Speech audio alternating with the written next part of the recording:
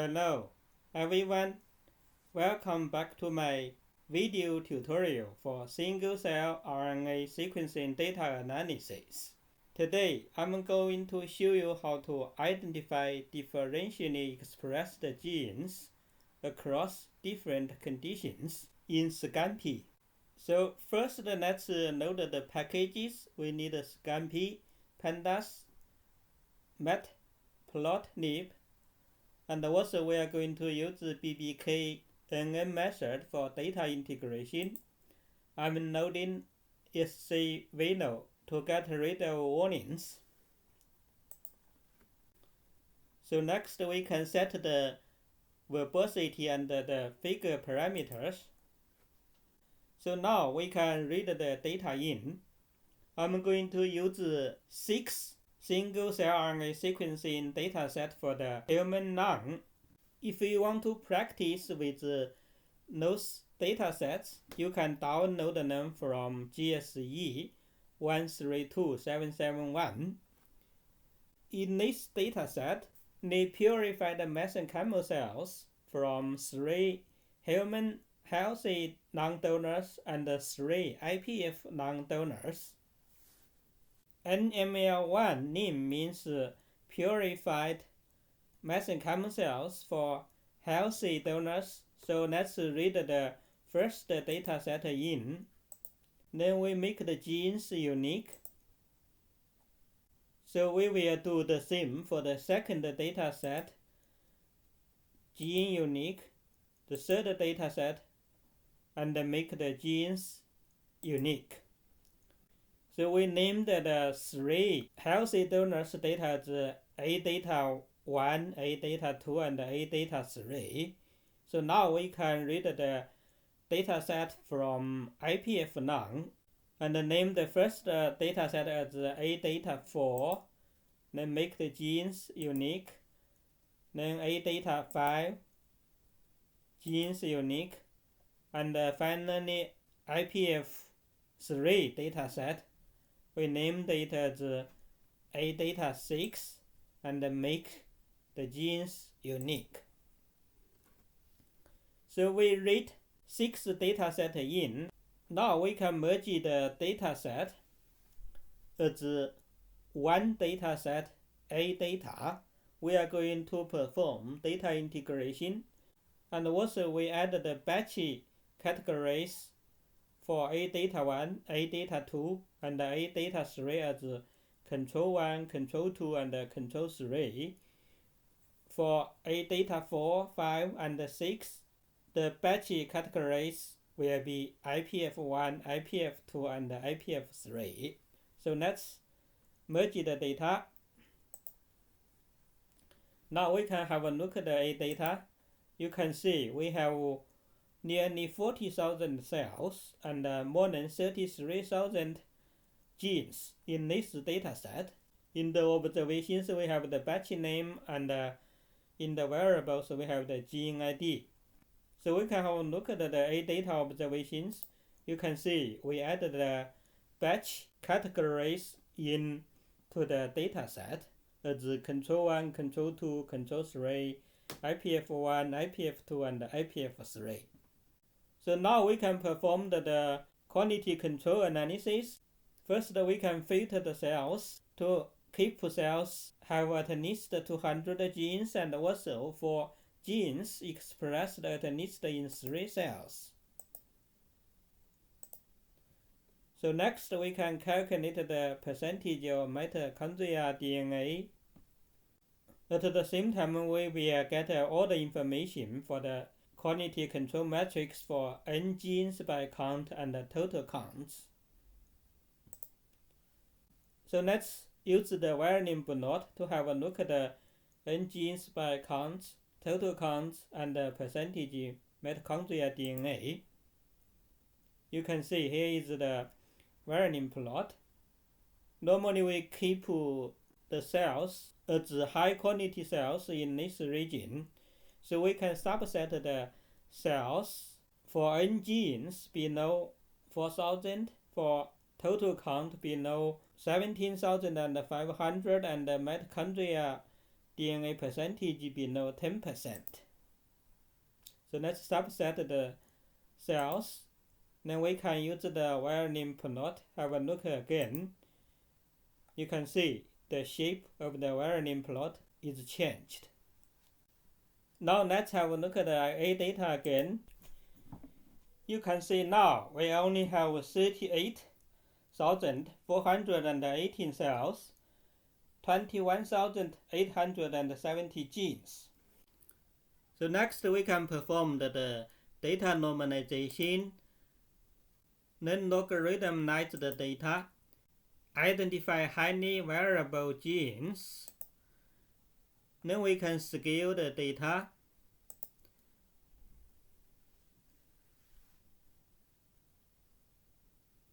Next we run PCA. Now we are ready to perform the data integration using the BBK-NN method. If you want to know the details about the BBK-NN method for data integration, you can watch my previous video tutorial for this method. So let's run BBK-NN method for data integration.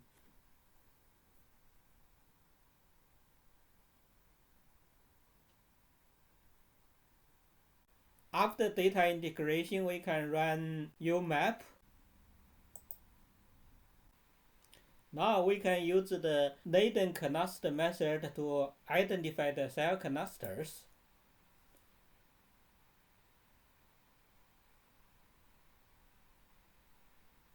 You can see with the resolution at 0.25, we have 9 cell clusters in the integrated dataset. We can plot the cells by the latent cell clusters and also by their batch names. You can see we have 2 figures. On the left hand side, we have 9 cell clusters from 6 datasets, and on the right hand side, we can see the cells from different batches. You can see from this figure, cells from different batches were integrated very well. So now we have the cell clusters. We can use some marker genes for cells in the lung to identify different cell types in the lung. We use PTPRC to identify immune cells. EPCAM is a marker for epithelial cells. cLDNA5 is a marker for endothelial cells, and HP is a marker for mesothelial cells. So let's plot the marker genes. You can see PTPRC label a small cell cluster here. EPCAM label the cell cluster around here. And cLDN5 label this cell cluster, and HP label a small cell cluster here. Because all the cells from each dataset were purified by the flow cytometry to obtain the population of mesenchymal cells. So the integrated data should have majority of cells as mesenchymal cells, and we know that you cannot get 100% pure cells using the flow cytometry method. We want to identify the mesenchymal cells population in this dataset, so we can use the marker genes NAM for fibroblast, RGS5 for parasites, DES for smooth muscle cells, and CTHRC1 is a marker gene for myofibroblast in IPF lung. So let's plot the marker genes for mesenchymal cells. You can see 3 cell clusters could be labeled by the marker gene NAM, so they are fibroblast. This cell cluster express high level RGS5, so they are parasites. And this cell cluster express high level DES, so they are smooth muscle cells. For this cell cluster, you can see it expresses the fibroblast marker gene NAM and the smooth muscle cells gene DES. So we know cells in this cell cluster are peribronchial fibroblast. And the CTHRC1 is highly expressed in this cell cluster. So the myofibroblast from IPF lung should be in this cell cluster. So let's plot the cell cluster again and put the label on. You can see cluster 0, 1, 2, 3, and 4 are fibroblast, parasite, and smooth muscle cells. So let's subset the data set and just keep the mesenchymal cell population. We use the is-in function to keep cell cluster 0, 1, 2, 3, and 4. So now we can plot the cell cluster again. You can see now we only have the cell clusters for mesenchymal cells. So we already used the marker genes to identify each cell cluster. So we know cells in cluster 0 are fibroblast, and also this cluster contains myofibroblast. We can name it as fibroblast 0. Then cluster 1 is parasite. Cells in cluster 2 are also fibroblast. And the cells in cluster 3 are smooth muscle cells. Cluster 4 is peribronchial fibroblast. So we can name the cell clusters as fibroblast 0, parasite, fibroblast 2, smooth muscle cells, and peribronchial fibroblast. Let's plot the cell cluster again. Now you can see we named the cell clusters. Following the analysis, we can have a look at the observations again. You can see now we have the batch number for each cell, and also we named the cell clusters, so we have the cell type for each cell. For example, this cell is a fibroblast from healthy donor 1, and this cell is a fibroblast in the cluster 0 from IPF donor 3. So we are going to create another column for the observations. We will combine the batch information and the cell type information together in the new column. In this way, we can differentiate different cell types from control donor and the IPF donor. So first, let's select the batch information. You can see we have 3 batches for the control donors, control 1, control 2, and control 3. We have 3 donors for the IPF, IPF1, IPF2, and IPF3. So we just need to differentiate the cells from control donors and IPF donors, so we can remove the batch numbers using the remove suffix function. We know in the control we have batch number 1, 2, 3, and in the IPF we also have batch number 1, 2, 3. So let's remove it. Now you can see all the cells from control none were labeled as control hyphen, and all the cells from IPF none were labeled as IPF hyphen. So now we can get the cell type information from the latent cell cluster. You can see we have fibroblast 2, fibroblast 0, parasite, smooth muscle cells, and the peribronchial fibroblast. Now we can combine the batch name and the cell cluster name as control IPF. Oh, here should be batch, not batch 1. You can see now we have the cell names as control fibroblast, IPF parasite, IPF fibroblast. Now we can use the information from here to create a new column for the observations, and we name as control IPF clusters.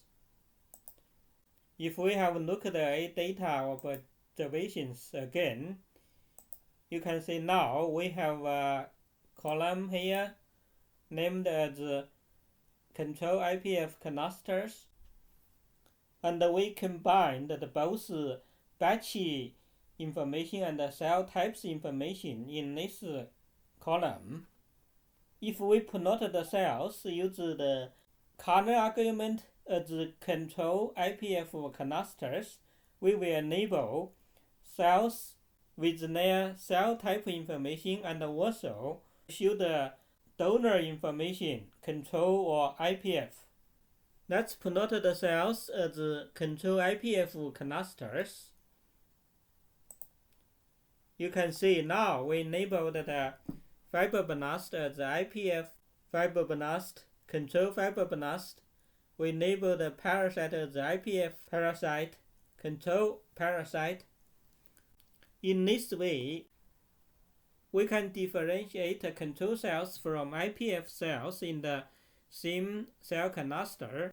For example, here, IPF parasite and control parasites. So now we can use the rank genes group function to identify differentially expressed genes in the same cell type by comparing IPF cells with control cells. For example, here we are going to use the rank genes groups function to identify differentially expressed genes in the IPF parasite. We can set the groups as IPF parasite and the reference group as control parasites, and use the Wilcoxon method to identify differentially expressed genes in IPF parasite. So let's run this function.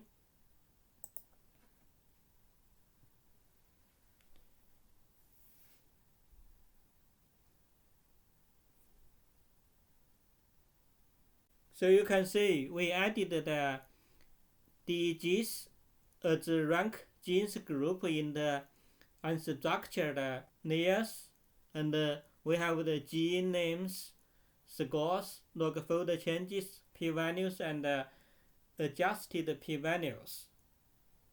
So we can plot the first 25 DGs for the IPF parasite. You can see here in this plot, it shows 25 genes identified by compare the IPF parasite cluster against the control parasite cluster. If we have a look at the A data now, you can see we added the rank genes group in the unstructured layer.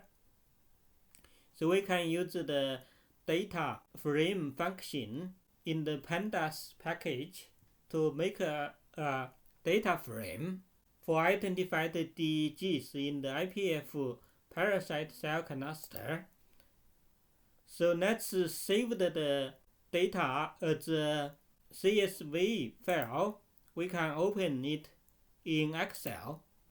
You can see in my folder we have a CSV file to show all the DGs. You can see in the B column are the gene names, and in the C column are the scores. For the log fold changes, you can see some genes have the fold changes but some don't have. That's because those genes are not expressed in the control arm, and the counter value will be 0, so the log fold changes cannot be calculated. You can see the high score for those genes in the IPF lung in the parasite cell cluster. We can select some genes as the example. For example, the MT1A IGF-BP4 to promote near expression levels in different cell canisters. Let's promote both genes MT1A and IGF-BP4. You can see MT1A is highly expressed in the IPF parasites, and also it is highly expressed in the IPF smooth muscle cells. And the IGF-BP4 not only has high expression in the IPF parasite, it also has high expression in the IPF smooth muscle cells, IPF fibroblast, but the expression of both genes is very low in the control cell canisters. Okay, that's it for today's video tutorial. I hope my video tutorial could help your data analysis. Please subscribe my channel if you haven't subscribed it, and also share my videos with your friends. Thank you, and I hope to see you in my next video.